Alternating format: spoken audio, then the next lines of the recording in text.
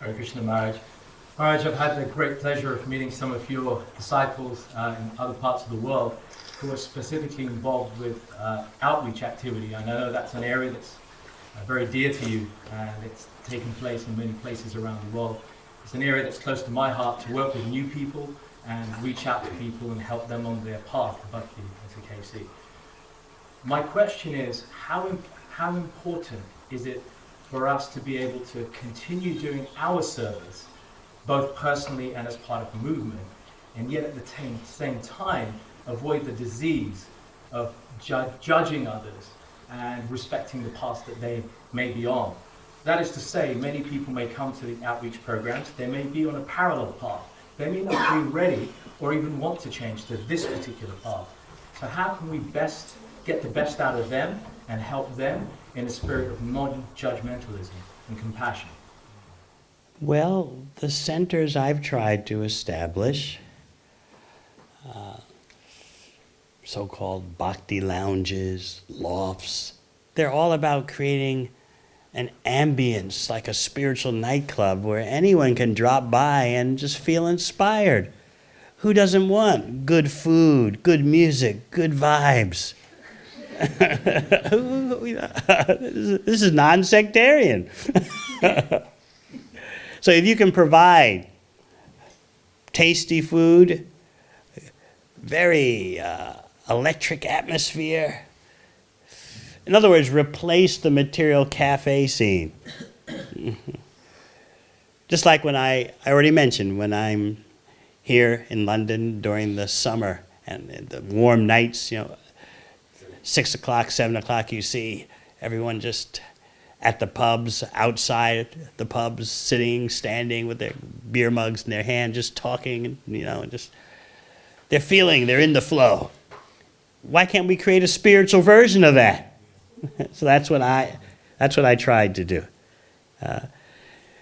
The purpose of such places is not to judge anyone. It's just to make you want to come back again and again and again. Yes, good music, good food, good people. Yeah. Well, I'll come. I got to eat somewhere. It's a happening place. There are yoga classes, there's meditation classes, Bhagavad Gita classes. So many different happenings you can plug into. Take your pick.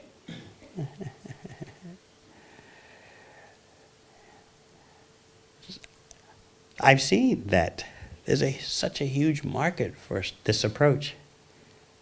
And naturally, from that kind of approach, some persons will become full bhakti yogis.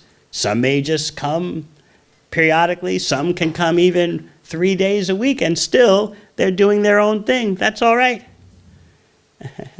We want to create a happening where everyone feels they can plug in. And then let water seek its own level. Those who want to take advantage of Krishna's instructions, they'll do so. Those who feel they have another calling or they have some other purpose in life, that's all right.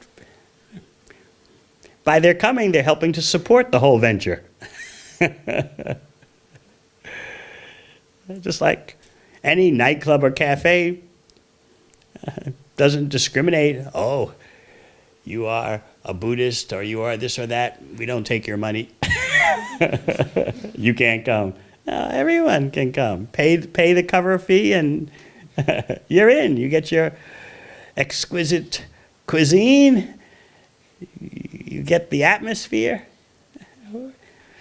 What more could you want after a hard day's work, or study, or employment, to come to such a place?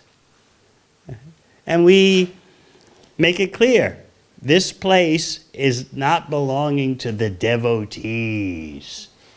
This place is for the guests. When the guests walk in the door, we want them to feel, this is my place, not this is the Hare Krishna's place. When I hear guests, when I overhear them saying to their friends that this is our place. Let's bring our friends here. This is our club. Then we know we're successful. When they tell others, I'm going to take you to my place, you know. Sometimes I even overhear them saying, I hope the whole city doesn't find out about this place, you know. I hope it remains a secret, because that adds to the mystique, you know. The undiscovered cool place that no one else knows. My place. I'm going to take you to my cafe. So, such potential here in London for such endeavors. I know because, for example, in New Zealand, so many British tourists are there. And yes,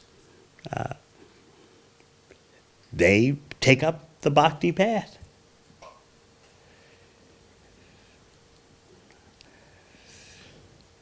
When they're traveling in New Zealand, they drop by and they have no problems taking up Krishna consciousness, even though they have zero religious background. But they don't see the barriers that they may perceive elsewhere. They just see, this is a cool place. Spiritual life is cool. And they become part of it. So, since you asked, I tried to explain a little. Can we have a big round of applause for Devamrta Swami Talks?